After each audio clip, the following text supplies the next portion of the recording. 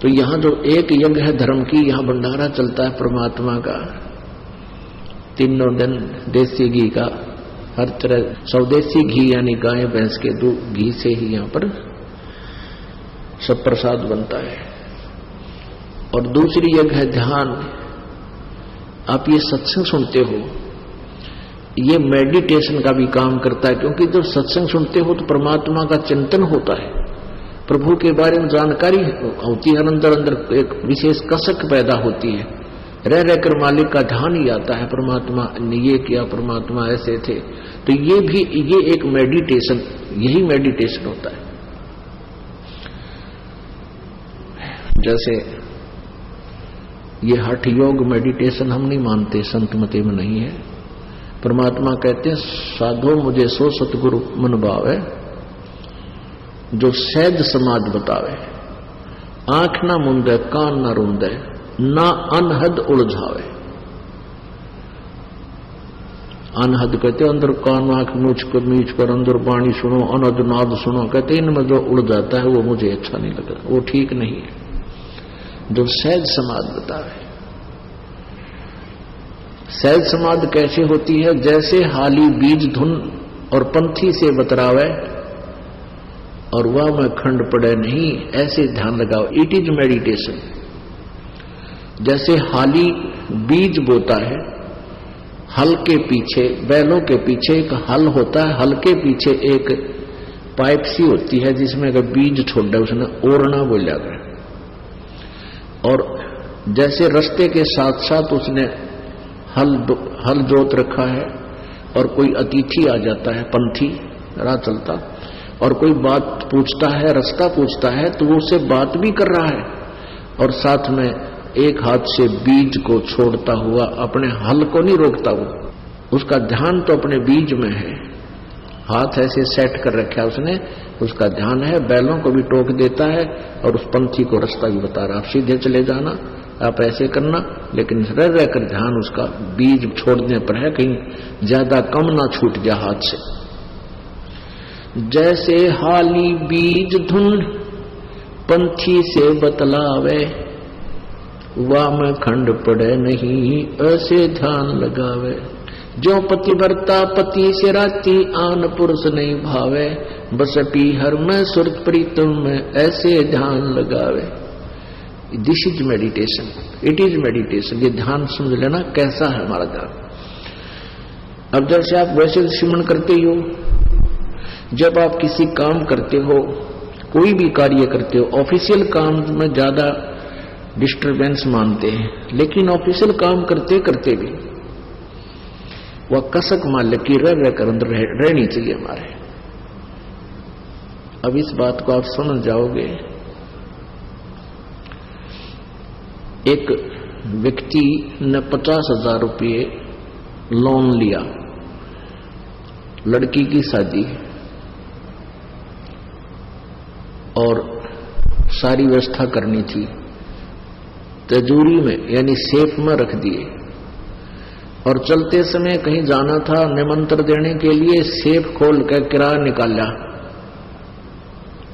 और जल्दी का मारा कि किसी कारण से वो लॉक करना भूल गया सेफ को, और पहुंच गया 200 किलोमीटर। उस पुराने समय की बात है, चल आजकल भी ऐसा ही आता, आजकल तो मोबाइल हो गया, जब फोन कर दे संभालिए चाबी ने, यानी पुराने समय की बात है। तो वो चला गया अपनी रिश्तेदारी में लगभग 200 किलोमीटर। शाम के समय उसको याद आया जब खाना खाने लगा, अकोत्तरे की चाबी भूलिया मत, और तिजोरी सेफ खुली छोड़ा है। भगवान कोई निकम्मा आदमी ना घुस जा, बच्चे दरवाजा खुला छोड़ कर चले जाए, मकान का कोई आना जार पता नहीं, ऊपर से शादी आ गई, और ये मुश्किल से उधार में लोन मिला था, और कोई पैसा मिलेगा नहीं, तो उसको कितनी चिंता।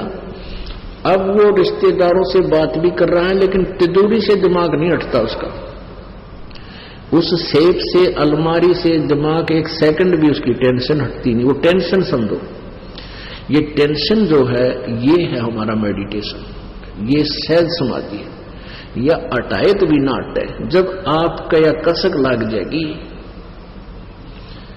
वो कसक कैसे लगेगी? आगे गए ना बावड़े रहते भी सब जाही, बिन साहिब की बंदगी की तो ठोर ठिकाना नहीं। जैसे मोती ओस का ऐसी तेरी आव, गरीबदास कर बंदगी बहुर ने ऐसा दाव।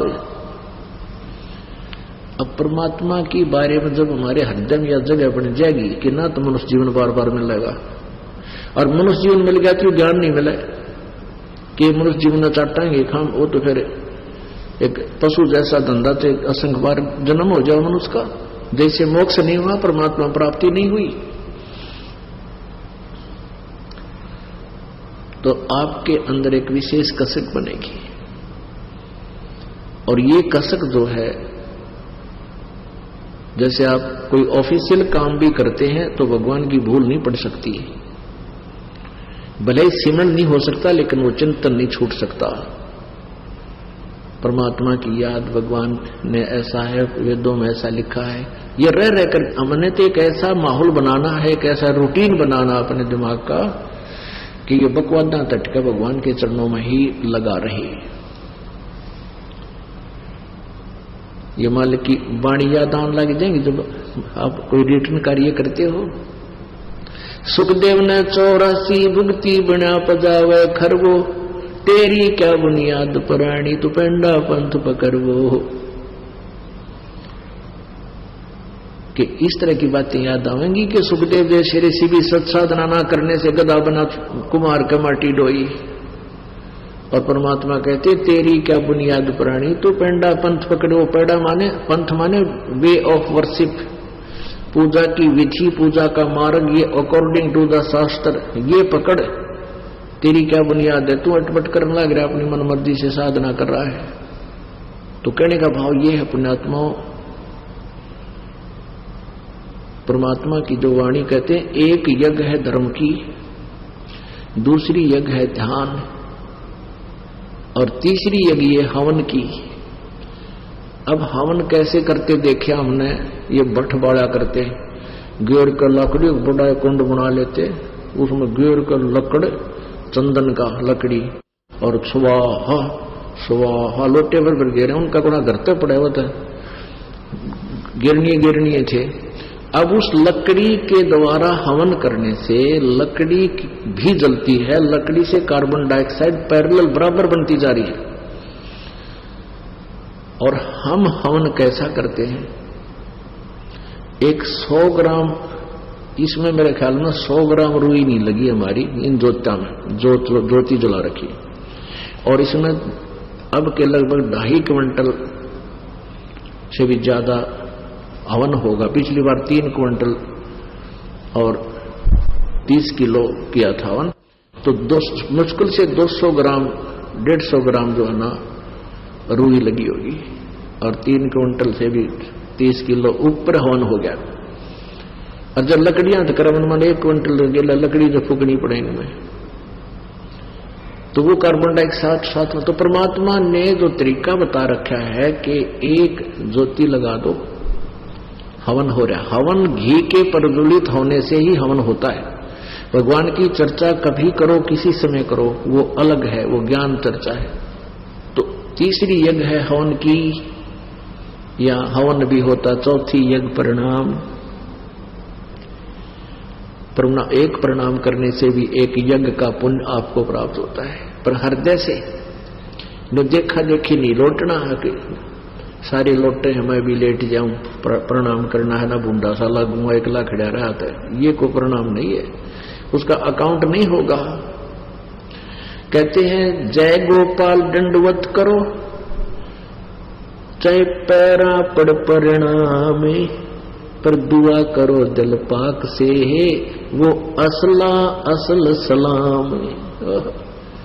जब प्रणाम करो दिल पाक से, पवित्र हृदय से, सच्चे दिल से, अपना परम कर्तव्य जानकर, इस मिट्टी को मिट्टी जानकर, और प्रणाम करो। इससे अभिमान खत्म होगा। अभिमान जीव का सबसे बड़ा शत्रु है। जब तक हमारे अंदर अहंकार है, भगवान निकट नहीं आ सकता। और हमने चाहिए भगवान से किसी प्रकार मिल रहे, हमने तो परमात्मा के लिए कमर कसी है, फिर उसमें अग्रम अग्रम किसा, जो बच्चा मिलिट्री में भर्ती हो गया और वहां जाकर वो सारी रिहर्सल करवाते हैं, उससे सारे ऐसे कोनियों के बल भी चलवाते हैं, रस्सों पर भी कुदवाते हैं, ऐसे पकड़ कर भी ऊपर, यानी सारी प्रैक्टिस कराते हैं ताकि मार ना खाओ बालक। कभी आमना सामना होगा जो शत्रु थे, जो हर दाव लगा ले, सब तरह ट्रेंड हो। तो दास भी आपको यहां ट्रेंड करना चाहता है कि जब काल के साथ आपका आमना सामना होगा, यानी यहां से हम जब चलेंगे तो आप मार ना खा जाओ। अब जब फौज में भर्ती होए गया तो फिर नखरे किसे भाई, सारी क्रिया करनी पड़ेगी, वहां अपनी ना चले। तो ऐसे यहां भी आपने प्रवेश पाए लिया तो हमने हर तरह से अपने आप को ढालना पड़ेगा जो परमात्मा के नियम है, तभी हम सही सिपाही होंगे, तभी हम सही भक्त होंगे। तो पुण्यात्मा, 5वीं यज्ञ है ज्ञान की। अब ये ज्ञान यज्ञ जो आपका चल रहा है, सत्संग रह कर सुनाया जाता है, इसका बहुत पुण्य आपको मिलता है। और हमारा कोई सिर में दर्द नहीं, 4-4 घंटे 5-5 घंटे सत्संग करूं दिन में, और फिर आप जी से साथ साथ आपसे मिलता हूं, कुशल मंगल पूछता हूं। तो आपको यहां बुलाने का उद्देश्य है कि डॉक्टर को पता होता है कि ये रोग कटेगा कैसे मरीज का, तो वो हर ट्रीटमेंट समय पर देता रहता है, तभी वो स्वस्थ कर देता है।